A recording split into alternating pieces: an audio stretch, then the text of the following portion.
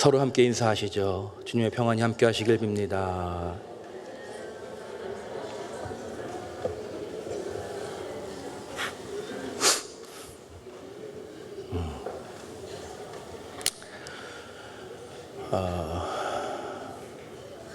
제가 얼굴을 모르는 분들이 예배에 많이 오셔서 설레기도 하고 감사하기도 하고 떨리기도 하고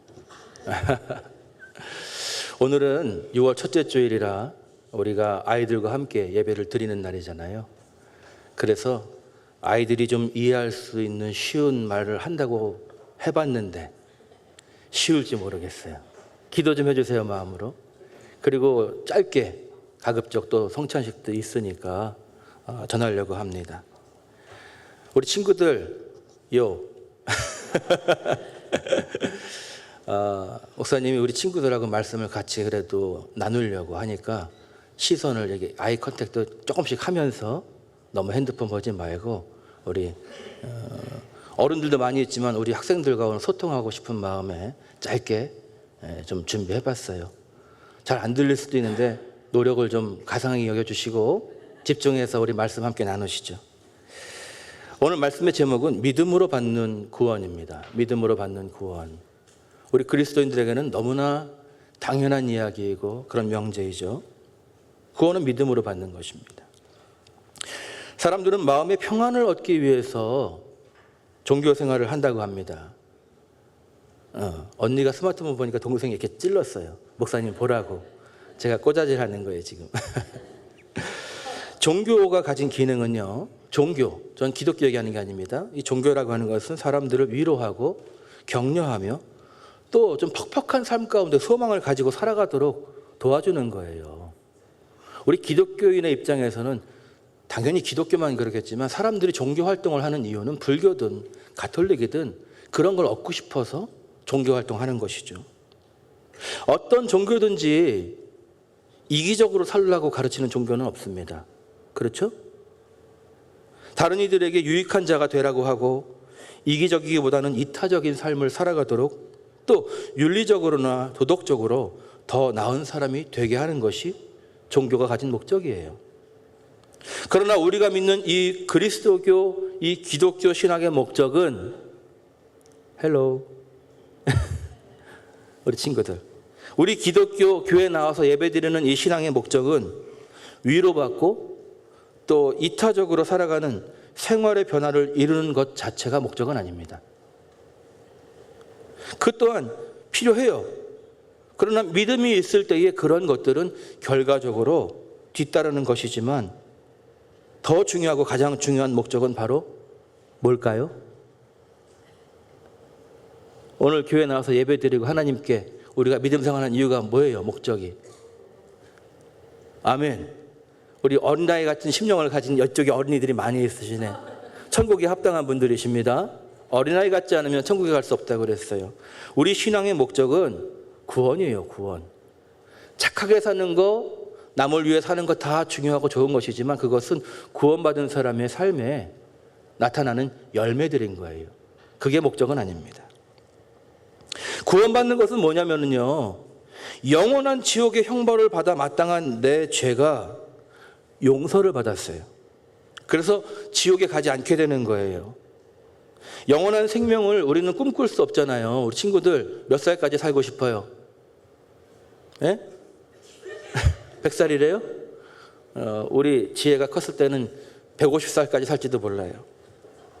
그런데 영원한 생명을 꿈꿀 수 있는 사람은 없어요. 아이들도 정말 100살이라고 얘기하잖아요. 한계가 있다는 것입니다. 그런데 유한한 시간을 살아갈 뿐인 우리가 하나님의 자녀가 되어서 영원한 천국의 삶을 살아갈 소망을 얻게 되고 주님이 다시 오실 거예요. 그날 그걸 정말 선물로, 영생을 선물로 받게 되는 것, 그것이 우리가 예수님을 믿는 이유예요. 믿으십니까? 네. 바울은요, 성경에 보면 고린도전서라는 성경이 있는데 편지예요. 바울 사도가 쓴 편지인데 우리 옆에 계신 선생님들께서 조금만 도와주세요. 자꾸 뭔가에 집중을 뺏기고 있는데, 고린도전서 15장 19절에 보면 우리가 그리스도 안에서 소망하는 것이 이 세상 삶에 그친다면 우리는 이 세상 어느 누구보다도 불쌍한 사람들일 것입니다. 이게 쉬운 성경에 이렇게 해석하고 있거든요. 우리가 믿음 생활하면서 이 땅에서 잘 살기 위한 것만 바라보고 나간다면 그거는 참 불쌍한 사람이다 이거예요.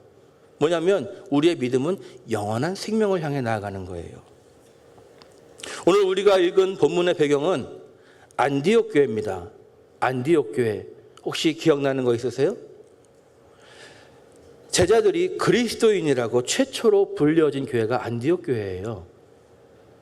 왜냐하면 이들이 예수님을 믿는 제자들인 건 분명히 알겠어요. 그런데 그들의 삶이 정말 세상 사람들이 바라볼 때도 칭찬받을 만했어요. 그래서 저들은 그리스도인이다. 저들은 그리스도인이다. 예수에게 속한 사람이다. 예수를 믿는 사람이다. 왜 그랬을까요? 그들의 삶의 모습 가운데 분명히 구별되는 다른 열매가 보여졌기 때문인 거예요. 믿을만 했고요. 저들의 말은 일구이연하지 않고 목숨 걸고 신앙생활하는데 이기적이지 않았어요.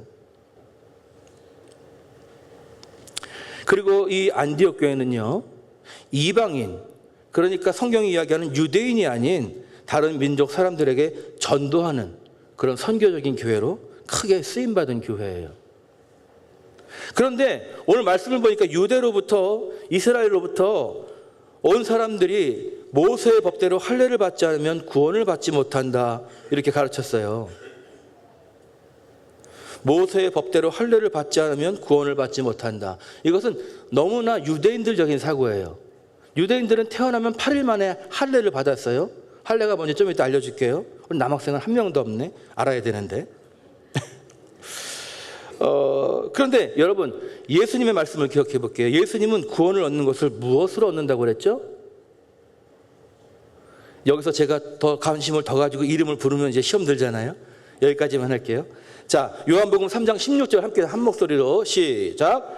하나님이 세상을 이처럼 사랑하사 독생자를 주셨으니 이는 그를 믿는 자마다 멸망하지 않고 영생을 얻게 하려 하심이라. 아멘. 목적은 뭐예요? 영생을 얻게 하려 하심이라. 근데 어떤 자가 멸망치 않고 영생을 얻어요? 그를 믿는 자마다. 그가 누구예요? 대명사죠. 우리 친구들 영어 배우죠? 그 독생자가 예수님이에요. 예수님을 믿는 사람마다 영생을 얻게 하신다는 것입니다. 믿는 자마다 영생 주신다 하셨습니다. 믿음으로 구원을 얻습니다, 여러분. 무슨 믿음입니까? 그를 믿는 자, 하나님의 아들 독생자 예수님을 나의 구주로, 나의 구원자로 믿는 믿음으로 구원을 얻는 것입니다. 할렐루야. 할례를 받아야만 구원 얻는 게 아니고 예수님의 말씀에 의하면 예수님을 믿으면 구원을 받게 되어 있어요. 그래서 이 예수님의 복음을 순수하게 전하고 가르치던 이 안디옥 교회 사역자가 누구냐면 바울과 바나바였어요.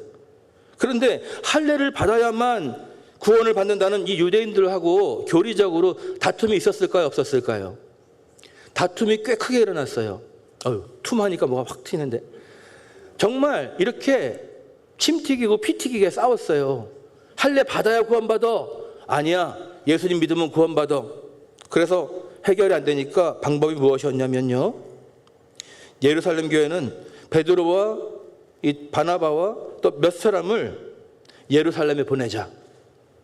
왜냐하면 이 안디옥 교회가 세워졌을 때에 그들의 소식을 듣고 바나바 사역자를 파송한 교회가 어디냐면 예루살렘 교회였어요.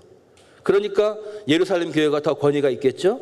아직 베드로 사도도 있고 예수님과 함께 다녔던 제자들이 목회를 하고 있는 교회가 예루살렘 교회니까 거기 가서 한번 물어봅시다. 어떤 게 맞는 것인지. 거기 예수님께 말씀을 들은 사도들이 있지 않느냐. 그러고 갔어요. 예루살렘에 가서 이방인들이 주께 돌아온 일을, 왜냐하면 이 안디옥 자체가 이방 나라니까, 이방 땅이니까 전하고, 또 예루살렘에 가는 길에 사마리아에서도 그 소식을 이야기했더니 형제들이 너무 기뻐했어요. 사마리아도 조금 유대인들에 비해서 서름을 받는 사람들이었는데 우리보다 더 남인 이방 족속들이 구원 얻었다는 소식을 들으니까 너무 마음이 기뻤던 거예요. 고마워요. 저를 보고 끄떡끄떡 해줬어요. 감동이 되고 있어요. 그래서 너무 기뻐하면서 예루살렘까지 가면서 어땠겠어요? 야, 이제 이 이야기를 하면 너무 좋아하겠구나라고 했는데 정작 예루살렘에 갔더니 반응이 달랐어요. 바리새파 중에서 어떤 믿는 사람들이 이렇게 말합니다. 이방인에게 할례를 행하고 모세의 율법을 지키라 명하는 것이 마땅하다.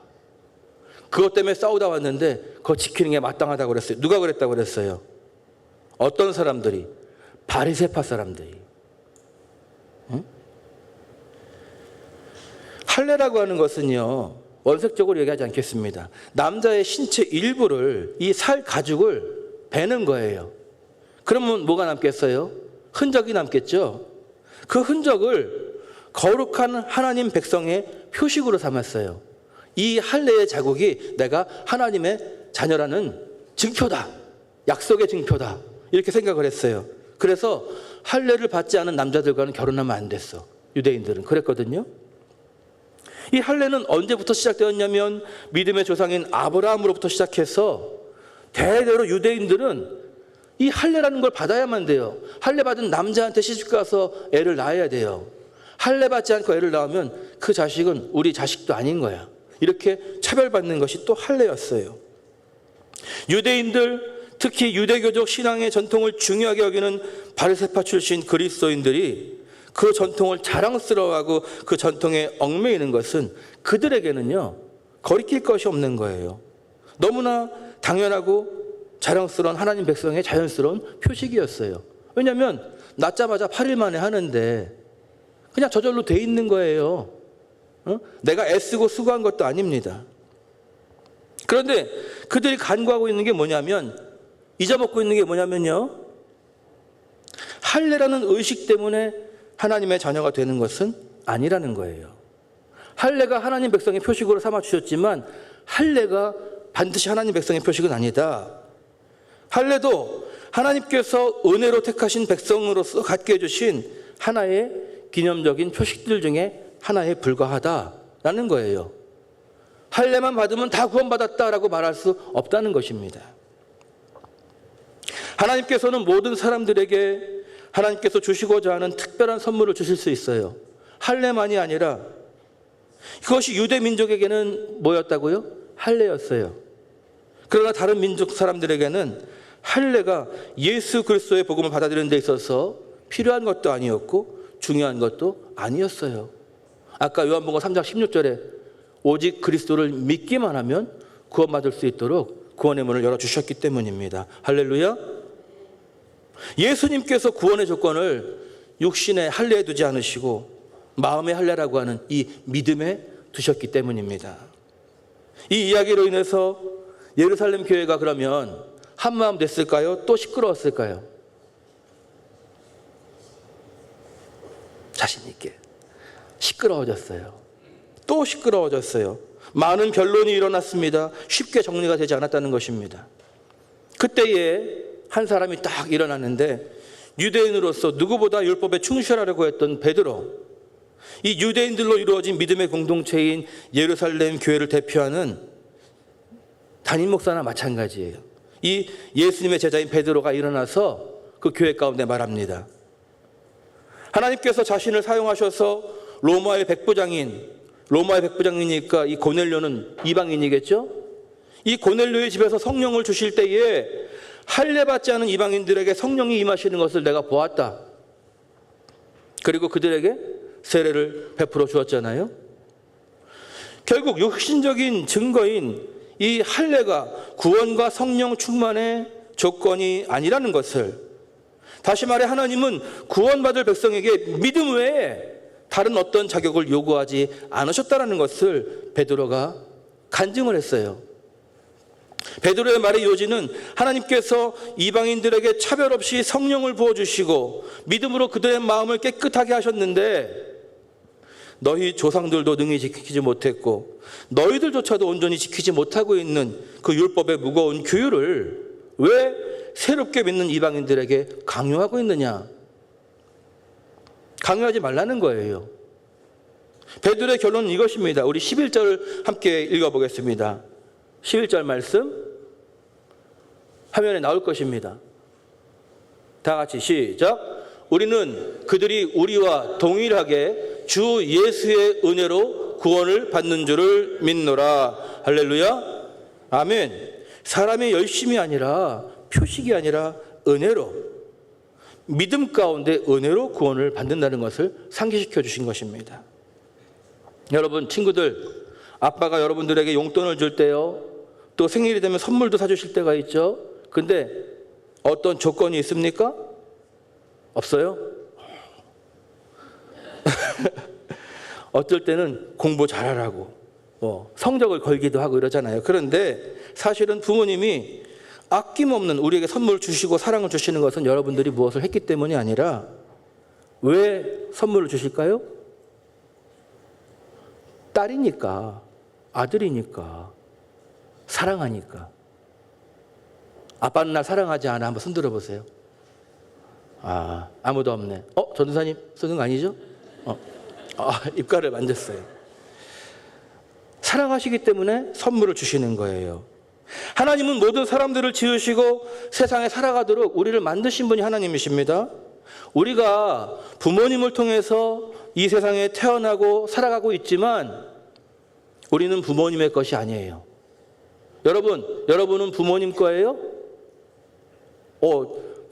이렇게 살짝 미소를 보여주는데, 우리를 낳은 것은 부모님이 낳으셨지만 나는 부모님 것이 아니에요. 부모님의 소유가 아닙니다. 부모님은 우리를 사랑하고 모든 것을 아낌없이 주시지만 결코 우리에게 부모님은 날 아무리 사랑해도 영원한 생명을 주실 수 있는 부모님은 없어요. 그렇죠? 우리의 죄를 사해 줄 수 있는 부모님도 계시지 않습니다. 우리에게도, 우리의 엄마 아빠에게도, 그리고 할머니 할아버지에게도 죄를 용서해 주시고 영원한 생명을 주시는, 구원으로 인도하시는 분은 오직 예수님 한 분뿐입니다. 믿으십니까? 하나님께서 오직 예수님만 통해서 구원을 받게 하셨어요. 그 이름 외에는 구원받을 이름을 이 천하 가운데 누구에게도 주지 않으셨습니다.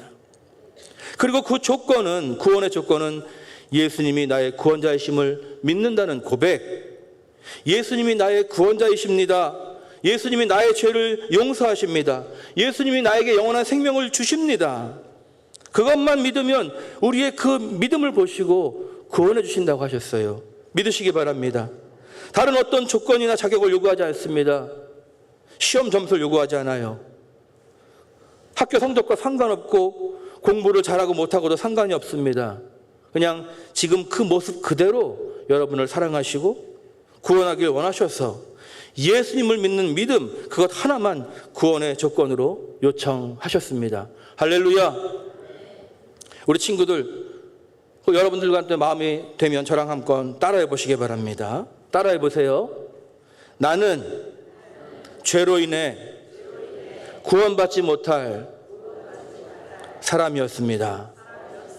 그러나 예수님께서 십자가에서 나를 위해 죽으셔서 내가 받아야 할 고통과 죽음을 대신 받아 주셨습니다.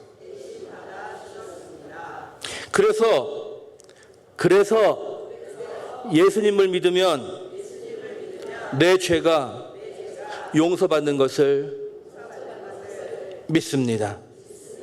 예수님, 내가 예수님을 나의 구원자로 믿습니다. 내 죄를 용서해 주세요. 나에게 영원한 생명을 주세요. 우리 엄마와 아빠와 가족 모두 예수님 믿고 구원받게 해주세요. 예수님의 이름으로 기도합니다. 아멘. 여러분의 입술의 고백대로 구원이 여러분에게 임하신 줄로 믿습니다. 우리 다 같이 화면을 보시면서 기도하며 말씀을 마치겠습니다.